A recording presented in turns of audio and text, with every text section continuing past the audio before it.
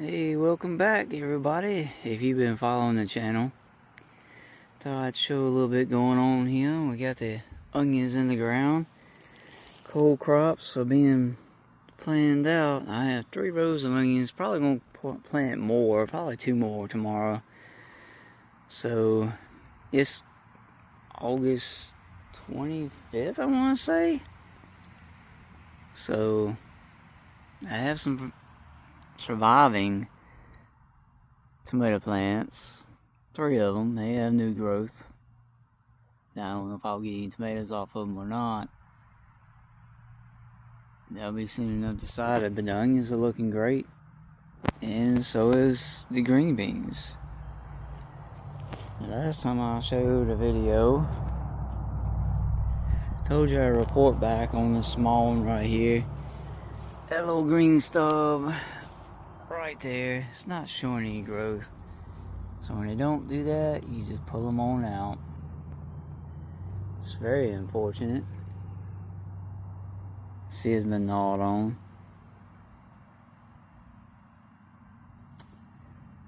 I hate to do it, but the other 2 guys are doing good. So is the rest of it. I just treated with Nemo. I went and got Nemo today and treated the green beans with Nemo. And I caught a ladybug in it. Unfortunately, I saw it after I sprayed the garden. I hate that because I want ladybugs around. They kill aphids. They eat fungus. And they eat mites. They're real beneficial to the garden. But it's unfortunate. It still has some of the earth on it too, as you can see. But those holes are not looking good. And I think stink bugs are the culprit. They've been hanging around a lot. I think I've gotten rid of most of them, but I'm not really sure. And of course, if you're a first-time gardener, you know, my follies this year probably show you that you just need to be determined.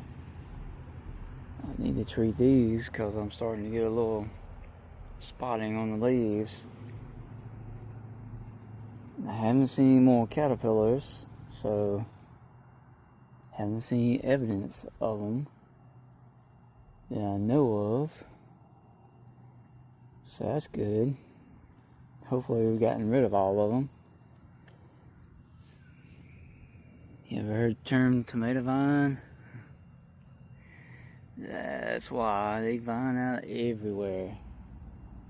And of course the green peppers are doing awesome.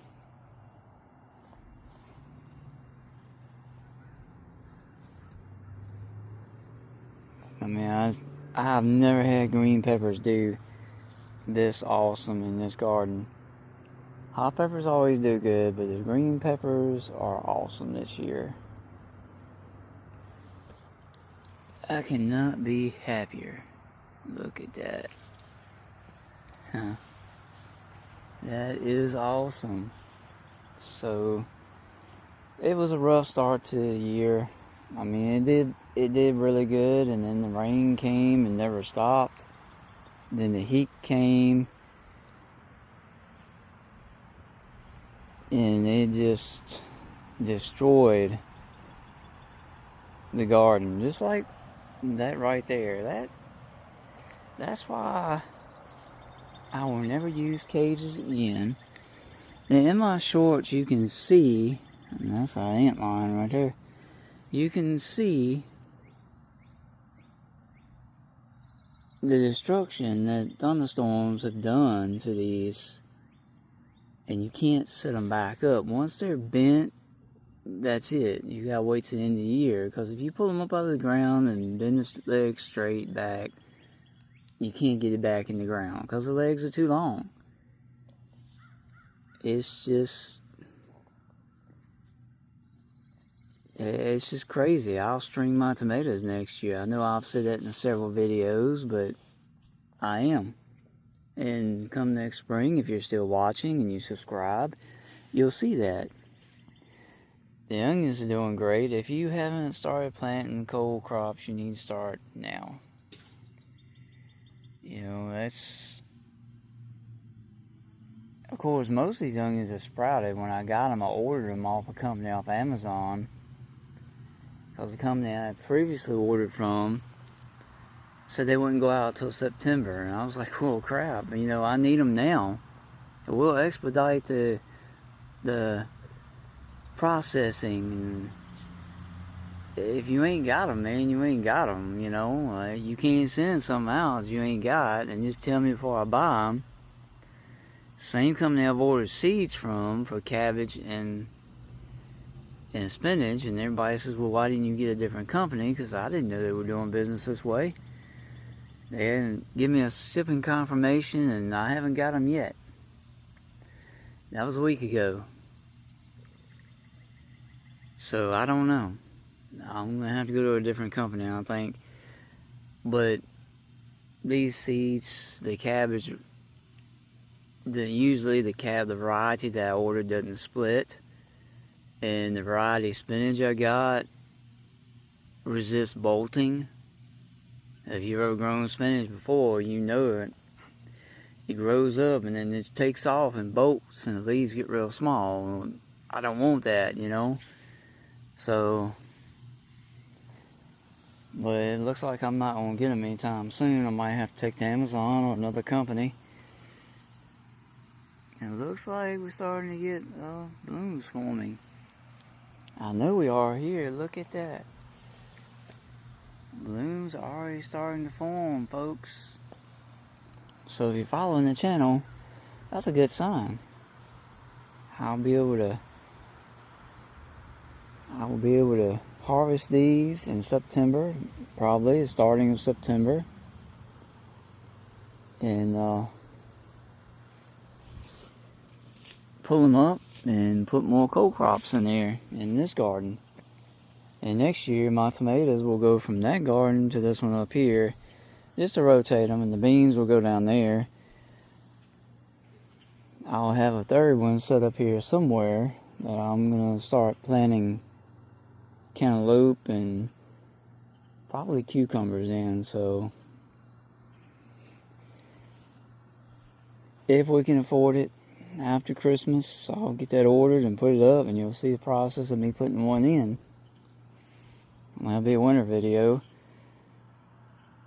And then I'll still have videos in the winter of the garden, because, I mean, stuff still happens in the garden. You can do this year round.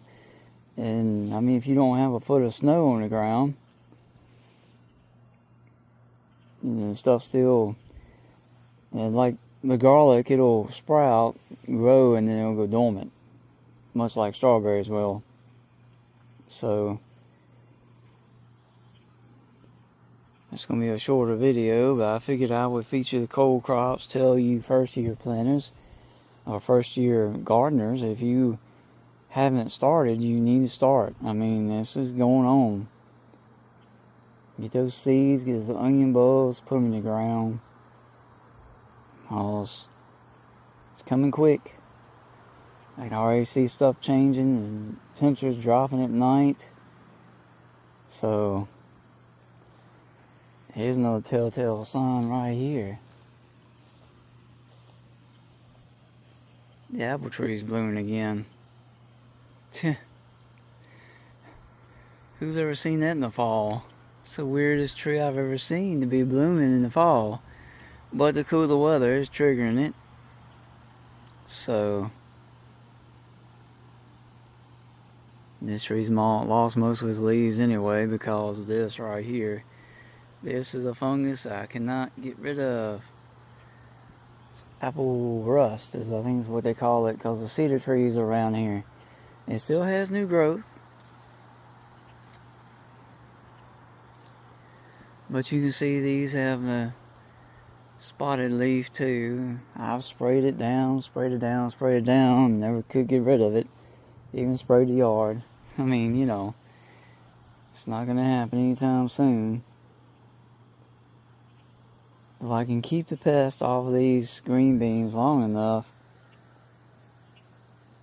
and hopefully we'll get another good harvest. So I've got 3 to 5 pounds in my freezer now out of this garden of just green beans. We've got several bags of squash, green peppers. We got 2 bags of green peppers. Looks like we're going to have 3 before it's over with, because these are spitting them out quick. So yeah, it is rewarding. I mean, some people say, well, you know, I can go buy it. Hey, why? You can go buy it, but why when you can just fall out your back door like I do, come out here and pick it out of your garden? I mean, it's just that easy. I'm an advocate for gardening, because if we don't curb the demand, the prices are going to keep high. You know, we've got to fight back. Everybody wants the government to do it, and the government, they can't do it. They won't do it. I'm not political by any means, but I know that's not going to happen. It's not an overnight fix.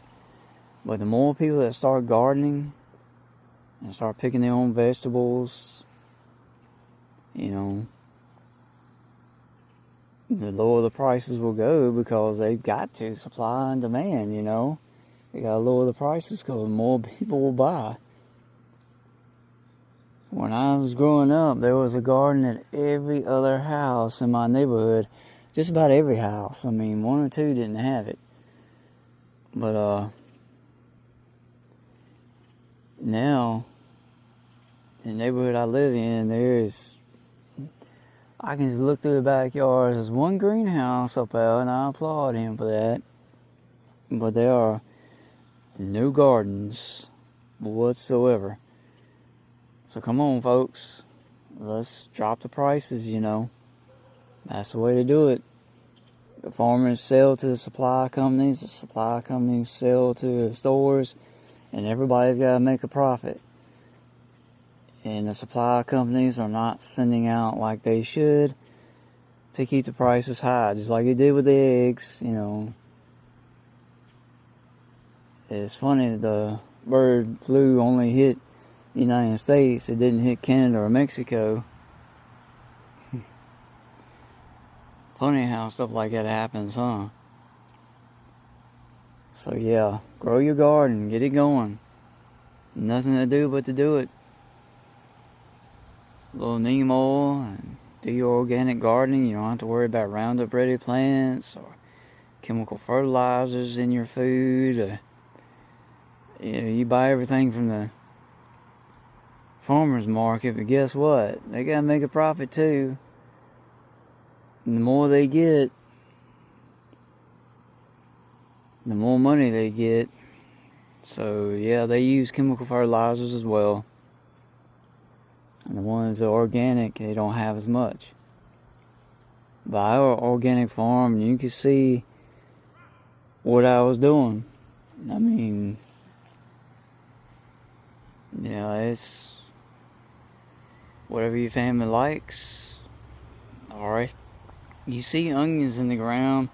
I put them in the ground Thursday, and they're already getting new growth. That one won't like that. That one won't like that. That one's got new growth. It's just planting and watering, and that one right there was brown. Now you can see the green coming out of it.